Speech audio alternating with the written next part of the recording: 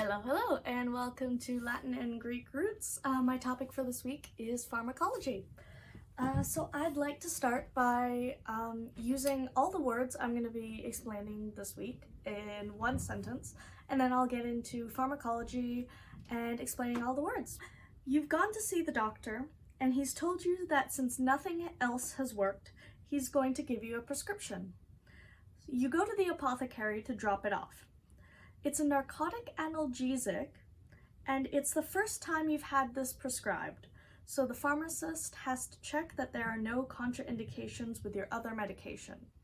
And because it was originally a powder, the pharmacist has to reconstitute it so that you can take it by mouth when you come back. Okay, so that might have sounded like a bunch of mumbo jumbo, and that's what we'll get into today. So pharmacology is, in the modern definition, it means the study of medicines, drugs, and their effects on the body, and how they interact with each other. So the initial root, pharmako, is from the Greek pharmakon, which became pharmakeus, and then pharmakeia, and then into Latin we got pharmacia, and then we got French getting involved, which brought us pharmacie, and then we stuck on the ology ending, which meant study of, so we got pharmacology. So the original word pharmakon from Greek actually meant a drug, a poison, a spell, or some sort of enchantment. So it went through a lot of amelioration. It was originally associated with spellcasters, people who worked with poison, like who did all these things to you. But because poisons can actually be useful as medicines, it just depends on how much you take. That's how that association came about. Alrighty, so on to the first word in that sentence I gave you.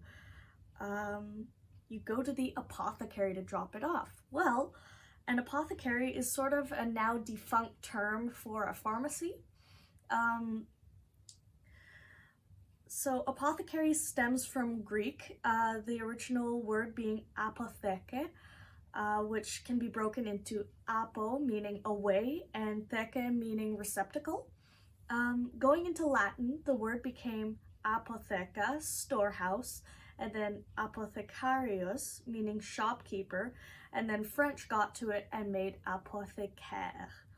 This noun underwent specialization because it generally meant shopkeeper or storekeeper, but because some of the easiest things to store and to sell, therefore, without it going bad, was stuff like dried herbs and other medications.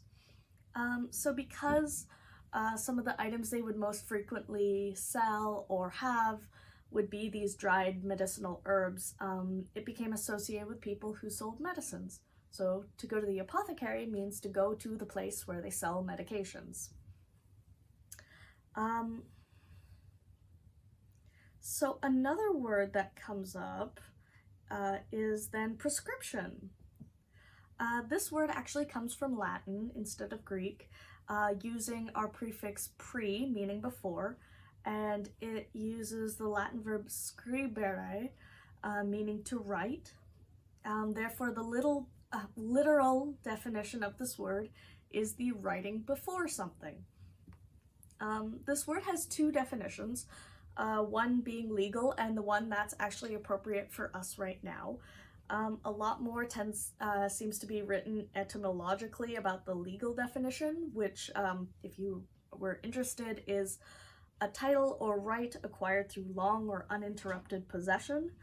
The legal definition of this word came about in the 1540s, but the medical definition that we're using was recorded about 30 years later. So what this word actually means is the doctor's directions for the composition and the use of a medicine or a treatment ordered by a medical professional. That definition was taken from the Oxford English Dictionary. It also mentions that it tends to mean any treatment prescribed by, ordered by a doctor. All right, narcotic comes from multiple Greek words. Then we go from Latin to French, as always, and then into English. So starting with Greek, the original word was narca, meaning numbness or deadness. And then we got narcoticon, the verb that meant making stiff or numb. And then Latin, we got narcoticum. Then French messed with it again, and we got narcotic. And now we have narcotic. So this word is both a noun and an adjective. As I used it in the sentence, it's being used as an adjective. The modern definition is a drug that when you use it, whether you swallow it, inhale it, inject it, anything, it makes you drowsy or you can't really feel anything.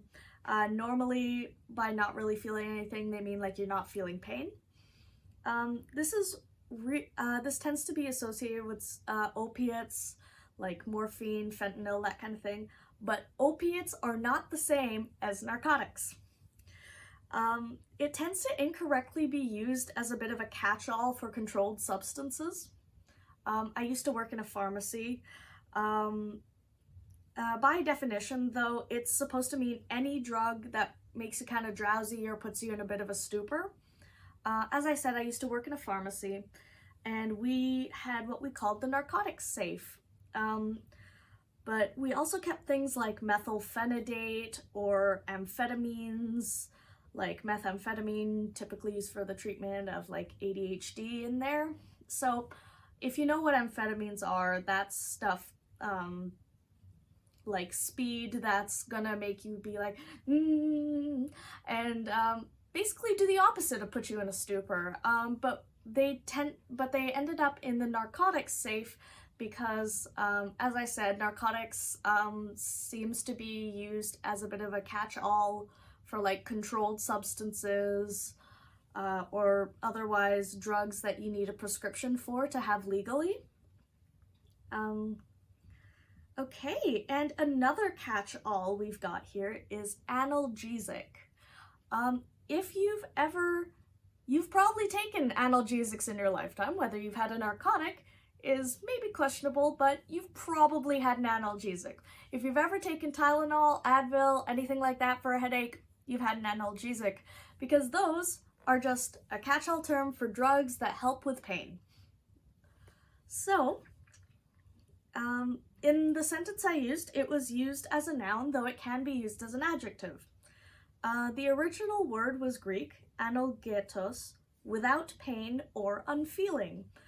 Then it went and became analgesia in medical Latin terms, and we stuck on the ic ending, and we made this an adjective and a noun that way. The original meaning from Greek also meant like someone who's unfeeling, as in they were like ruthless, but it lost it because it ended up being adopted as a medical term. Though, fun fact, because emotional pain and physical pain cause the same part of your brain to light up, if you go through something emotionally painful, apparently taking something like Tylenol actually can help that. Not medical advice, just a fun fact. Alrighty, so penultimate word, contraindication. That one, I'm not sure if you would have heard it before. This one's a noun, though there is also a verb, contraindicate, which is the action like a doctor or a pharmacist. I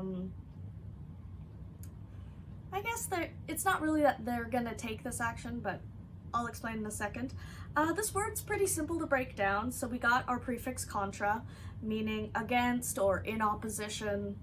And then we got the English verb indicate. I'm sure most of you have heard this one.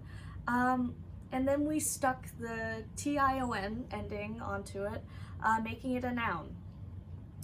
So the verb indicate comes from Latin's verb indicare, to point out or show. This word in the context of medical terms means something like a condition or a symptom that makes a particular treatment or procedure inadvisable or basically a bad idea. And that paraphrase definition brought to you by Merriam-Webster and yours truly. Okay, and last word here is reconstitute. So this one's a verb. Using our prefix re, we can tell it's meant to do something again, in this case, constitute. But what is constitute? To constitute something is to make up something or to form a necessary part of something. Basically, it needs to be there to make a whole thing. Constitute, the verb, comes from Latin's constitutus, the past participle of constituere, which has multiple definitions, but the most relevant one here is to form something new. So reconstitute means to reform something new. The actual definition is basically to remake something that has been split into its parts. So one task that I used to do at the pharmacy all the time was I'd have powder in a bottle, that's your antibiotics or whatever. You'd have powder in a bottle, and then I'd have to add the water to it.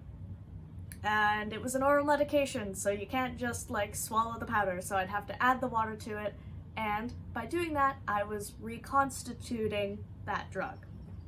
Please forgive my cat.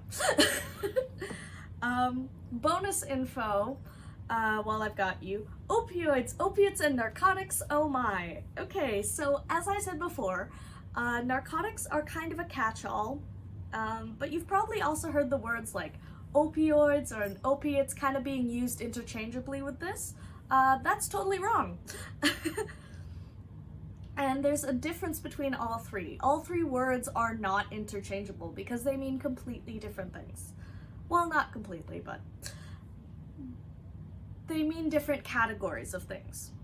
So narcotics, as I've explained, is like the biggest umbrella of drugs, ouch, that make you kind of drowsy or dopey. Then the next broadest umbrella is opioid, because opioids are any drugs, either synthetically made, like made in the lab, or naturally occurring, that interact with opioid receptors in your cells. And the last word, opiates, the smallest of these terms, only refers to naturally occurring chemicals that interact with the opioid receptors in your cells. I guess the only real example being opium poppies and the derivatives of that, like opium and morphine. All right, that's all. Thank you very much. Hope you had a good time learning. Thank you.